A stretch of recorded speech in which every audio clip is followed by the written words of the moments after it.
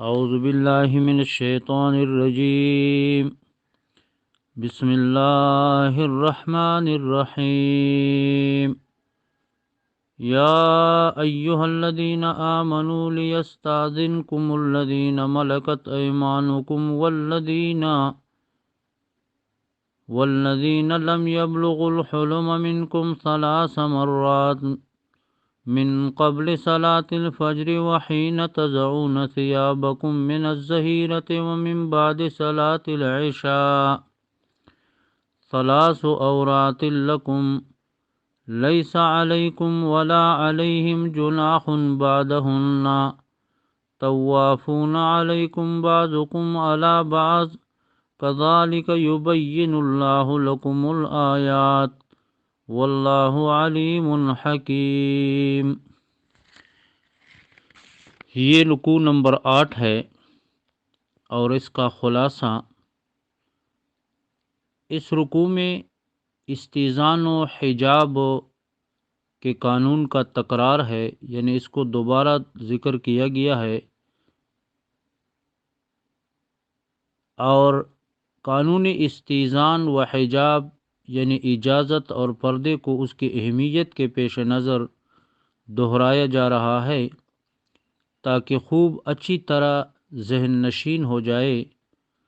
نابالغ بچوں کے لیے کم از کم 3 اوقات نماز فجر سے قبل، دوپہر کے وقت، عشاء کے وقت اجازت لینا ضروری قرار دیا گیا ہے۔ البتہ قانون حجاب میں اتنی نرمی برتی گئی کہ جہاں بد اخلاقی کا شائبہ ختم ہو جائے، مثلا عورت انتہائی بوڑھی ہو، وہاں وجوب حجاب بھی ختم ہو جاتا ہے، اگرچہ بہتر ہے لیکن حجاب کا وجوب ختم ہو جاتا ہے، اور جہاں بد اخلاقی کا ادنا سا بھی شائبہ ہو، شک ہو، وہاں فوراً پہلے حجاب کی پابندیاں عائد ہو جاتی ہیں۔ نیز انسان اپنے قریبی رشتہ داروں کے گھر کھانا کھا سکتا ہے، بشرط یہ کہ وہ خوش دلی سے کھلائیں۔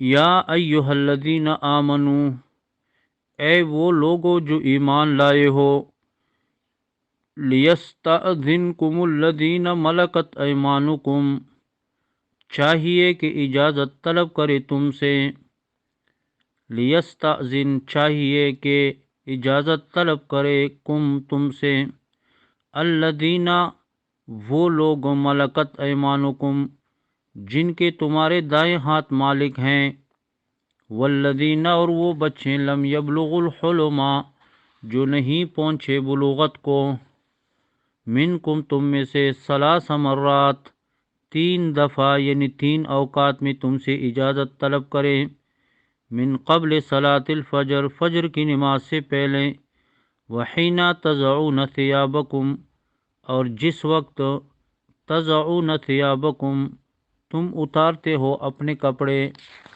من الظہیرۃ دوپہر کے وقت، ومن بعد صلاة العشاء اور عشاء کی نماز کے بعد، 3 عورات لکم یہ 3 اوقات تمہارے پردے کے ہیں، لیس علیکم نہیں ہے تم پر، ولا علیہم اور نہ ان پر، جناح کوئی گناہ، بعدہن ان 3 اوقات کے بعد، طوافون علیکم پھرنے والے تم پر، بعضکم علی بعض بعض تمہارے بعض پر، کذالک اسی طرح، یبین اللہ لکم الآیات بیان کرتا ہے اللہ تعالیٰ تمہارے لیے آیات، واللہ علیم حکیم اور اللہ تعالیٰ جاننے والا، حکمت والا ہے۔ وَإِذَا بَلَغَ الْأَطْفَالُ اور جس وقت پہنچ جائے بچے، منکم تمہارے، الحلم بلوغت کو، فَلْيَسْتَأْذِنُوا پس چاہیے کہ وہ اجازت طلب کریں، كَمَا اسْتَأْذَنَ الَّذِينَ مِن قَبْلِهِمْ جیسا کہ اجازت طلب کی ہے ان لوگوں نے جو ان سے پہلے تھے، كَذَلِكَ اسی طرح، يُبَيِّنُ اللَّهُ لَكُمْ آيَاتِهِ بیان کرتے ہیں اللہ تعالیٰ تمہارے لیے اپنی آیاتیں، واللہ علیم حکیم اور اللہ تعالیٰ جاننے والا اور حکمت والا ہے۔ والقواعد من النساء، اور وہ عورتیں جو بیٹنے والی ہیں، اللاتی لا یرجون نکاحا، جو نہیں امید رکھتی نکاح کے، والقواعد من النساء، اور وہ عورتیں جو بیٹنے والی ہیں، اللاتی لا یرجون نکاحا، جو نہیں امید رکھتی نکاح کی، فلیس علیہن جناح، پس نہیں ہے ان پر کوئی پر گناہ، ان یضعن ثیابہن، کہ وہ اتارے اپنے کپڑے، غیر متبرجات بزینہ، اس حال میں کہ وہ نہ ظاہر کرنے والی ہو زینت کو، وَأَن یستعففن، اور اگر وہ بچ کر رہیں تو خیر لہن، ان کے لیے بہت ہی بہتر ہے، واللہ سمیع علیم، اور اللہ تعالیٰ سننے والا اور جاننے والا ہے۔ اس سے 4 رکوع پہلے پارے کے 10ویں رکوع کی ابتدا میں آیا ہے، یا ایھا الذین آمنوا لا تدخلوا بیوتا غیر بیوتکم حتی تستانسوا، یعنی اس سے 4 رکوع پہلے پارے کے 10ویں رکوع کی ابتدا میں، اے ایمان والو، تم دوسروں کے گھروں میں داخل نہ ہو یہاں تک کہ اجازت نہ طلب کر لو۔ بغیر اجازت کے کسی کے گھر میں داخل ہونا گناہ ہے۔ اجازت طلب کرو، اور جو گھر میں رہتے ہیں ان کو سلام کہو۔ درمیان میں اور مسائل بیان ہوئے، اب دوبارہ اسی مسئلے کو بیان فرماتے ہیں۔ یا ایھا الذین آمنوا، اے وہ لوگ جو ایمان لائے ہو، لیستاذنکم الذین ملکت ایمانکم، چاہیے کہ اجازت طلب کرے تم سے وہ جن کے تمہارے دائیں ہاتھ مالک ہیں، مراد تمہارے غلام اور لونڈیاں تم سے اجازت لے کر تمہارے پاس آئیں۔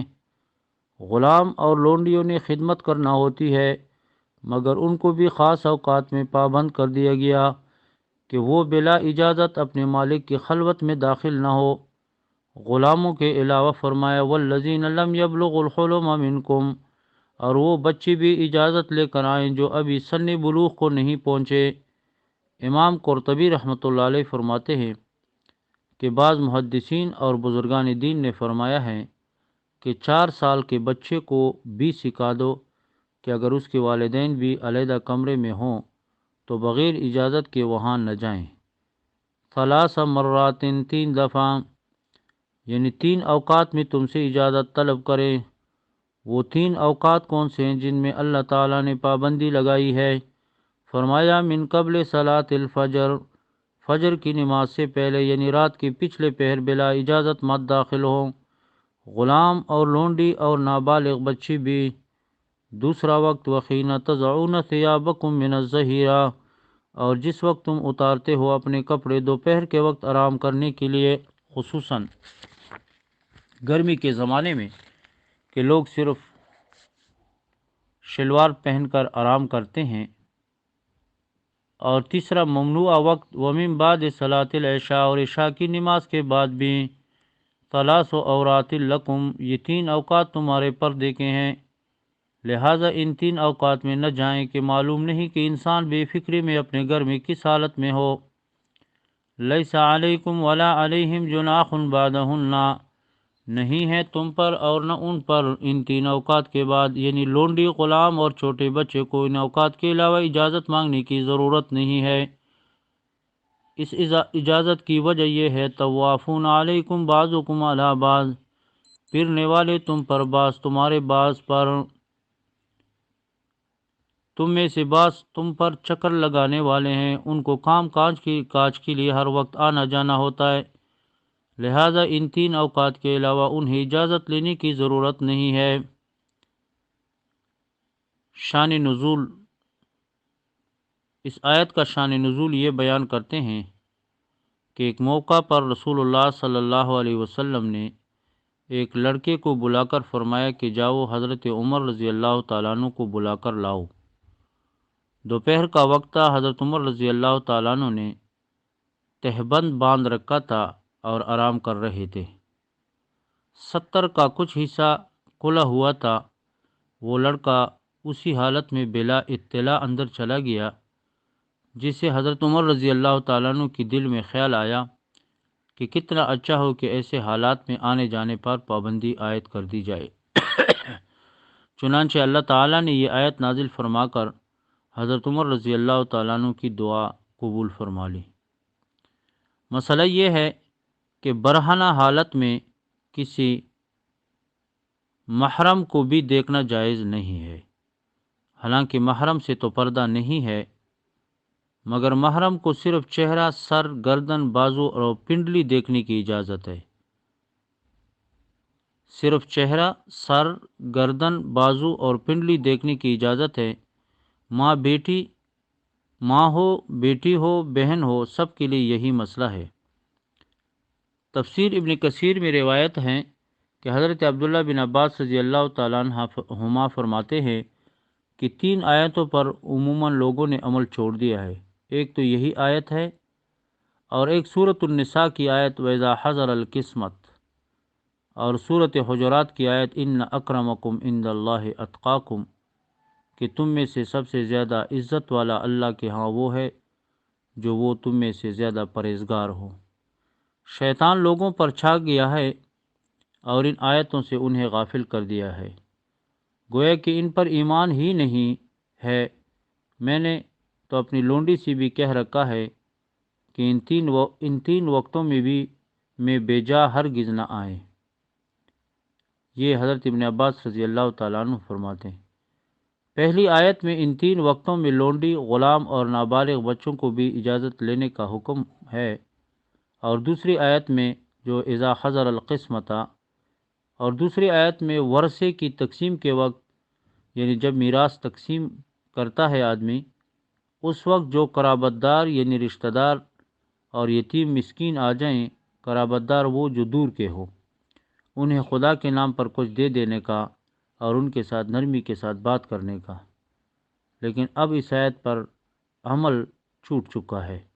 اور تیسری آیت میں حسب و نسب پر فخر نہ کرنے کا، یعنی عزت والا اللہ کے ہاں وہ ہے جو متقی اور پرہیزگار ہو، خواہ جس نسب کے ساتھ تعلق رکھتے ہو، اور اللہ تعالیٰ کے ہاں سب سے زیادہ معزز وہ ہے جو سب سے زیادہ ڈرنے والا ہو۔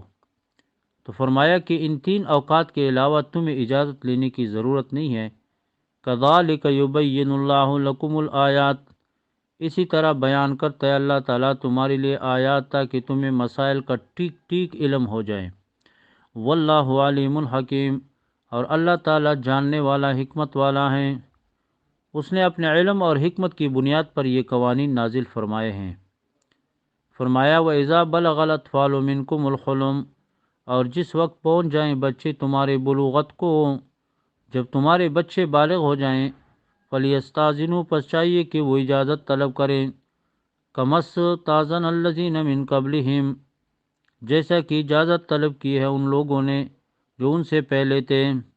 یعنی بچے جب بلوغت کو پہنچ جائیں، پھر انہیں ان 3 وقتوں کے علاوہ اور وقتوں میں بھی اجازت طلب کرنی چاہیے کہ جب ماں باپ کے کمرے میں آدمی داخل ہوتا ہے چھوٹے بچوں کو گھر میں اپنے ماں باپ کے پاس جانے کے لیے بھی ان 3 وقتوں میں جن کا اوپر ذکر ہوا ہے اجازت مانگنی چاہیے۔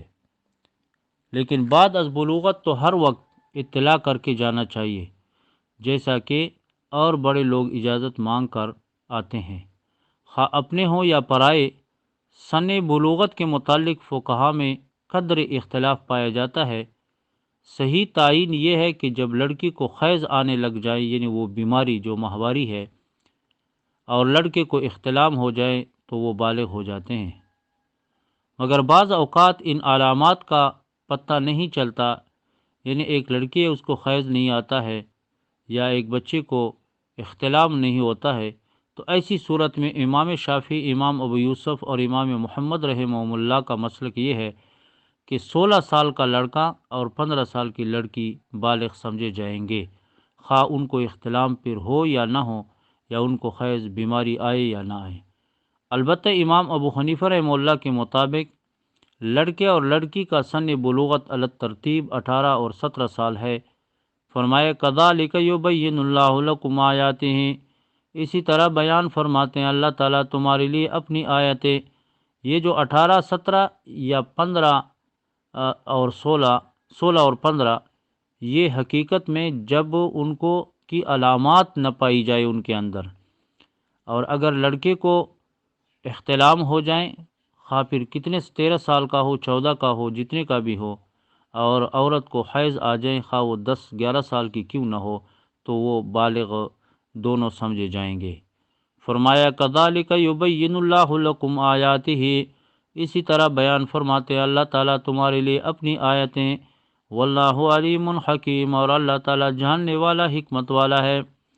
اس کے تمام احکام اللہ تعالیٰ کے حکمت پر مبنی ہیں، اور اسی اجازت طلب کرنے کے سلسلے میں اللہ تعالیٰ نے بوڑھی عورتوں کے متعلق فرمایا ہے والقواعد من النساء اللاتی لا یرجون نکاحا، اور وہ عورتیں جو بیٹھنے والی ہیں جو نہیں امید رکھتی نکاح کی، یعنی جو عمر کے اس حصے میں پہنچ گئی ہیں کہ اب ان میں نکاح کی خواہش باقی نہیں ہے، فلیس علیہن جناح، پس نہیں ہے ان پر کوئی گناہ، ان یضعن ثیابہن، کہ وہ اتارے اپنے زائد کپڑے۔ مطلب یہ ہے کہ جو بوڑھی عورتیں اس عمر کو پہنچ جائیں کہ انہیں مرد کی خواہش نہیں ہے اور وہ گھر میں بیٹھی ہیں، تو اپنے زائد کپڑے یعنی برقع چادر وغیرہ اتار سکتی ہیں، کیونکہ گھر میں تو ہلکا پھلکا دوپٹہ ہی کافی ہے، مگر اس کے ساتھ شرط یہ ہے غیر متبرجات بزینہ، اس حال میں کہ وہ نہ ظاہر کرنے والی ہو زینت کو۔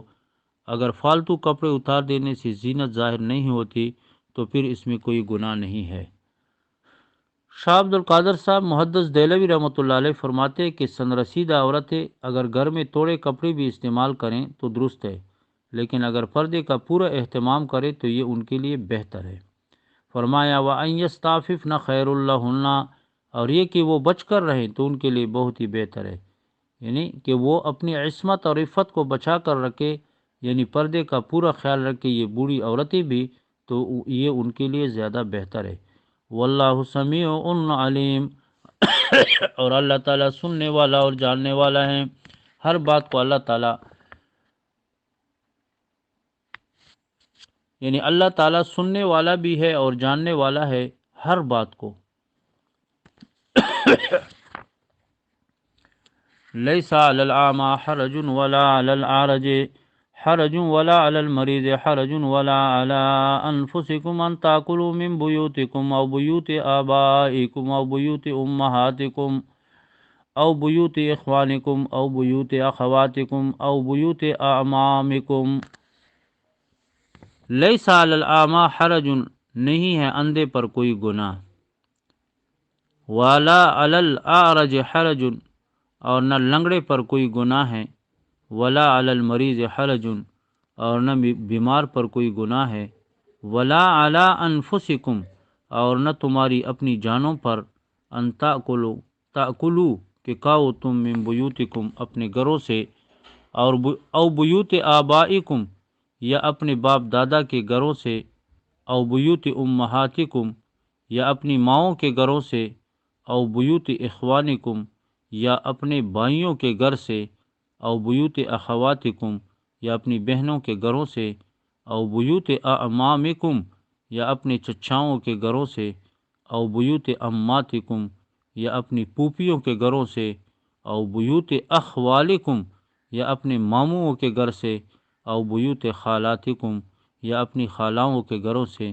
او ما ملکتم مفاتحہ یا ان کے گھروں سے جن کی کنجیوں کے تم مالک ہو، او صدیقکم یا اپنے دوستوں کے گھروں سے، لیس علیکم جناح، نہیں ہے تم پر کوئی گناہ، ان تاکلوا جمیعا کہ کھاؤ تم اکٹھے، او اشتاتن یا الگ الگ۔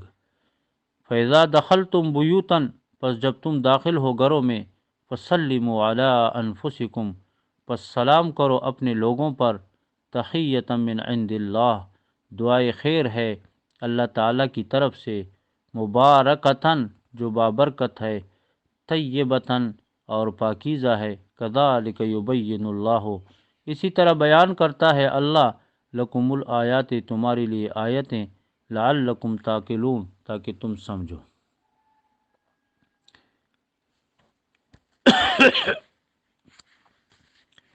معذورین کا اپنے عزیز رشتہ داروں سے کانا۔ فرمایا اللہ تعالیٰ نے لیس علی الاعمی حرج، اندھے پر کوئی گناہ نہیں ہے۔ اللہ تعالیٰ نے تمہیں نابینا پیدا کیا ہے اور روٹی کھانے کا وقت ہے، کھا لے، کوئی عیب والی بات نہیں ہے۔ ولا علی العرج حرج، لنگڑے پر بھی کوئی گناہ نہیں ہے۔ ولا علی المریض حرج، اور بیمار پر بھی کوئی حرج نہیں ہے کہ کھانے کے وقت عزیز رشتہ داروں کے پاس گیا اور وہ کھانا پیش کرتے ہیں تو کھا لے، کوئی گناہ نہیں ہے۔ ولا علی انفسکم، اور نہ تمہاری جانوں پر کوئی گناہ ہے، ان تأکلوا من بیوتکم، کہ کھاؤ تم اپنے گھروں سے۔ مفسرین کرام رحمہم اللہ کا ایک گروہ کہتا ہے کہ من بیوتکم سے مراد اپنے بیٹوں کے گھر ہیں، کہ بیٹوں کے گھر اپنے گھر ہوتے ہیں۔ ایک آدمی نے حضرت صلی اللہ علیہ وسلم سے پوچھا کہ میرے والد صاحب مجھ سے کھانے کی چیزیں مانگتے ہیں تو میں کیا کروں؟ رسول اللہ صلی اللہ علیہ وسلم نے فرمایا انت و مالک لابیک، ایک گھر میں جب ہو اور اکٹھے ہو تو اور باتیں نہیں، جب جدا جدا ہو تقسیم مال کا ہو چکا ہو، گھر جدا ہو، یہ ان کی باتیں۔ تو اور تیرا مال تیرے باپ کا ہے، اگر وہ نہیں کہے گا تو اور کون کہے گا، اور بیٹا ہو کر ماں باپ کو نہیں کھلائے گا تو اور کون کھلائے گا۔ اسلام نے بہت اچھی تعلیم دی ہے اور بہت کچھ سمجھایا ہے۔ یورپی قوموں کے ہاتھ جب بچہ بالغ ہو جائے، 16-17 سال کا ہو جائے، تو اس کا سلسلہ الگ اور ماں باپ کا الگ ہو جاتا ہے۔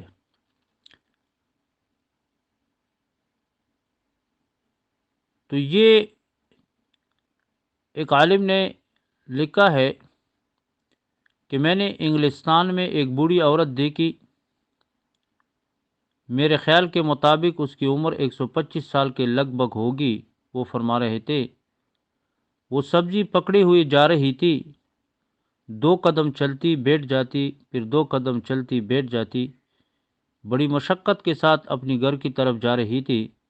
میں نے ساتھی سے پوچھا کہ یہ بیچاری اس حالت میں سبزی لے کر جا رہی ہیں، اس کے گھر میں اور کوئی فرد نہیں ہے؟ ساتھی نے بتایا کہ اس کے بیٹے، پوتے، پڑپوتے اور بڑا کچھ ہے، مگر یہ اکیلی رہتی ہیں، اس کے ساتھ کوئی نہیں رہتا۔ لیکن اسلام نے یہ سبق دیا ہے کہ جب ماں باپ بوڑھے ہو جائیں تو ان کا خاص خیال رکھو، ان کی خدمت کرو۔ یاد رکھو اسلامی تعلیم ایسی زبردست ہے کہ اگر یہ عام ہو جائے تو کسی کو تکلیف نہ ہو۔ تو یورپ میں بوڑھوں کے الگ فارم ہے، باوجود اولاد ہونے کے یہ ان کی تعلیم ہے کہ جب تم بالغ ہو جاؤ تو ان کو پھینک دو۔ اور اسلامی تعلیم یہ ہے کہ جب تمہارے ماں باپ بوڑھے ہو جائیں تو ان کی خدمت کرو اور ان سے دعائیں لو۔ تو فرمایا کہ تم اپنے گھروں یعنی بیٹوں کے گھروں سے کھا سکتے ہو، اور جس طرح بیٹوں کے گھروں سے کھانے میں کوئی حرج نہیں ہے۔ او بیوت آبائکم، اپنے باپ دادا کے گھروں سے کھاؤ تو بھی کوئی حرج نہیں ہے، گناہ نہیں ہے۔ او بیوت امہاتکم، یا اپنی ماؤں کے گھروں سے کھاؤ کہ تم الگ رہتے ہو اور تمہاری ماں الگ رہتی ہے، کھانے کا وقت ہے، وہ تمہیں کھانا پیش کرتی ہے، گریز نہ کر کھاؤ، گریز نہ کر کھا لو۔ اور بیوت اخوانکم، یہ اپنے بھائیوں کے گھروں سے کھاؤ۔ او بیوت اخواتکم، یا اپنی بہن گھروں سے۔ کھانے کا وقت ہے، تم بہن بھائی کے گھر گئے ہو، وہ کھانا پیش کرتے ہیں تو کھا لو، کوئی حرج نہیں ہے۔ او بیوت اعمامکم، اپنے چچاؤں کے گھروں سے کھاؤ۔ چچے، تایا جو آپ کے والد سے بڑا ہوا چچا ہو اس کو تایا کہتے ہیں، ایک ہی بات ہے۔ او بیوت عماتکم، یا اپنی پھوپھیوں کے گھروں سے کھاؤ۔ او بیوت اخوالکم، یا اپنی ماموں کے گھروں سے کھاؤ۔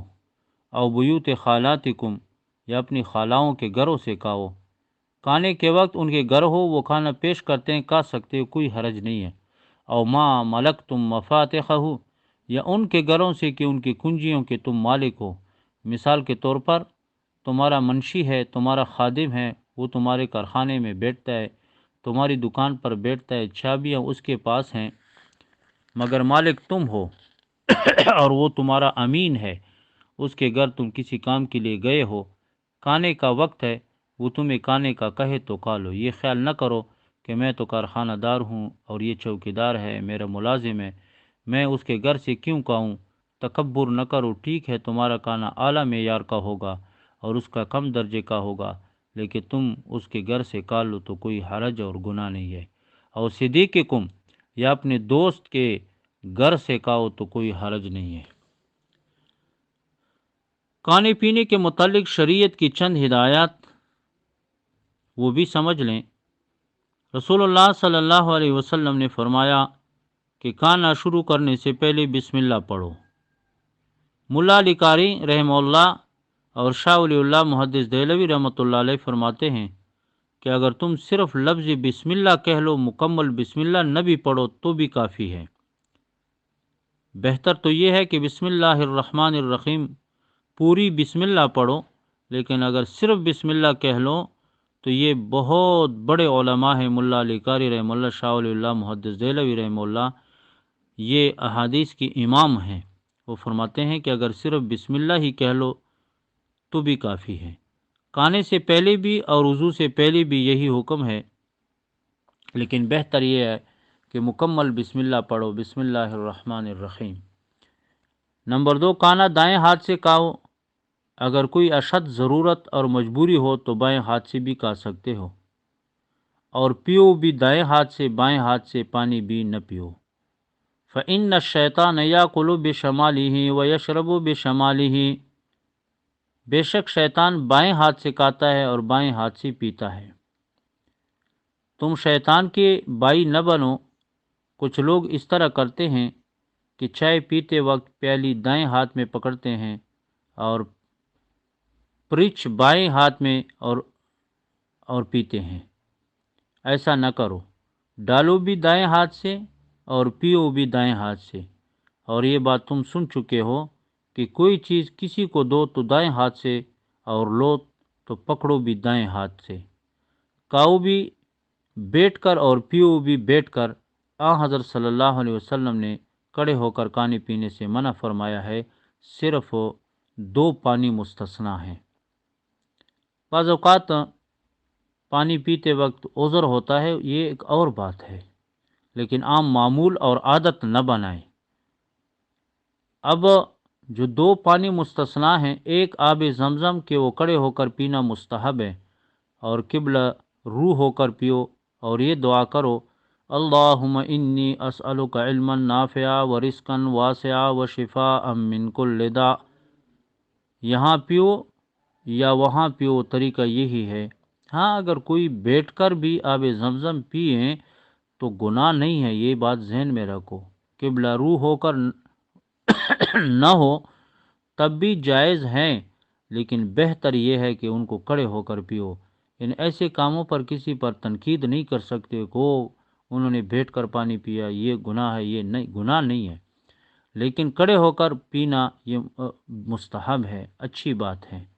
اور یہ دعا پر پڑھیں، اے اللہ میں تیرے سے سوال کرتا ہوں علم نافع کا، وہ علم جو نفع دینے والا ہو، اور وسیع رزق کا، اور ہر قسم کی بیماری سے شفا کا۔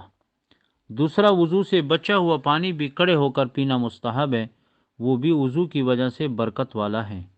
یہ بات اسی طرح ہے کہ اگر کوئی پیئے بہتر ہے، کھڑے ہو کر پیئیں تو بہتر ہے، اگر نہ پیئیں یا بیٹھ کر پیئیں تو بھی کوئی گناہ نہیں ہے۔ اب پہلے تو لوٹے ہوتے تھے، اب ٹونٹیاں ہیں۔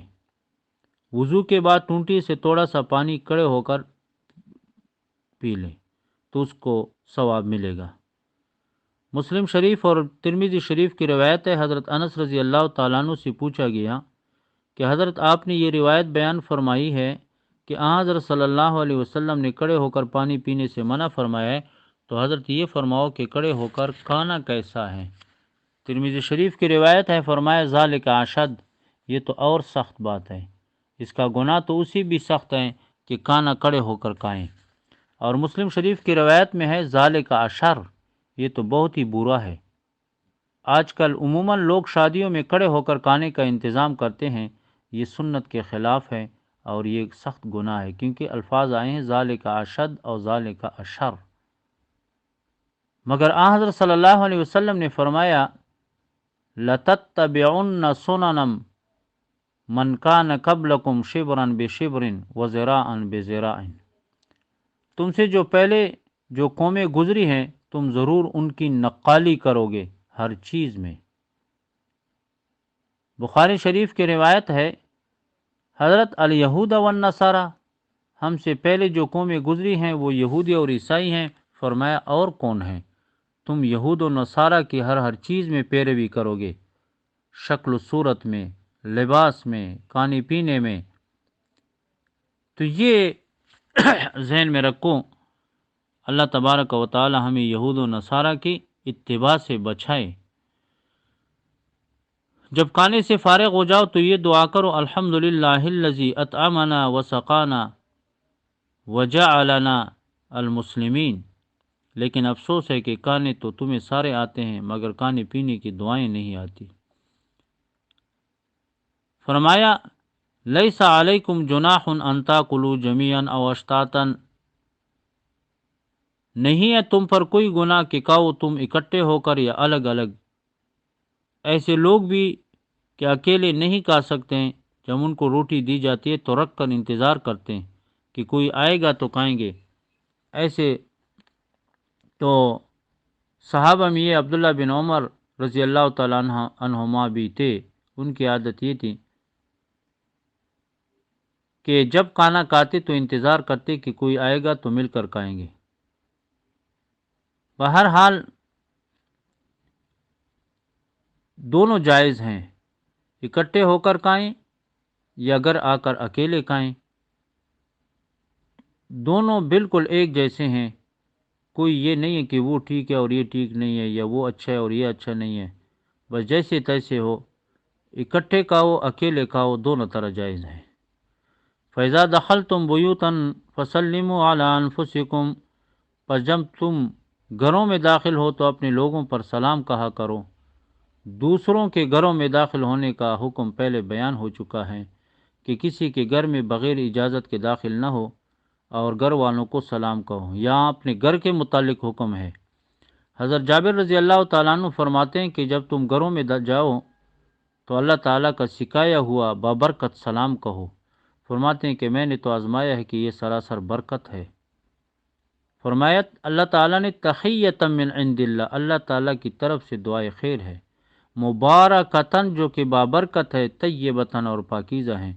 لہذا اپنے گھر میں جا کر بیوی ہو، بہن ہو، ماں ہو، جو بھی گھر میں ہو تو ان پر سلام ڈالو، اگر کوئی نہ ہو تو السلام علینا وعلی عباد اللہ الصالحین پڑھا کرو۔ لہذا اپنے گھروں میں داخلے کے وقت سلام کر کے داخل ہوں۔ کذالک یبین اللہ لکم الآیات، اسی طرح بیان کرتے ہیں اللہ تعالیٰ آیتیں تمہارے لیے، لعلکم تعقلون، تاکہ تم سمجھو اور ان میں غور و فکر کرو اور ان پر عمل کرو۔ تو یہ اللہ تعالیٰ کے احکامات کو سمجھنا، ان میں غور و فکر کرنا، ان پر عمل کرنا اخلاص کے ساتھ، یہ ہے شعور۔ اور اس کے علاوہ جو گالی گلوچ ہے، نکالیاں ہیں، اور یہ جو آوازیں کسنا، یہ ساری چیزیں یہ بے حیائی، بے شرمی، گناہ ہے اور بے شعوری ہے۔ لیکن آج کل کیا کریں، یہ شعور کو بے شعوری کہا گیا اور بے شعوری کو شعور کہا گیا ہے۔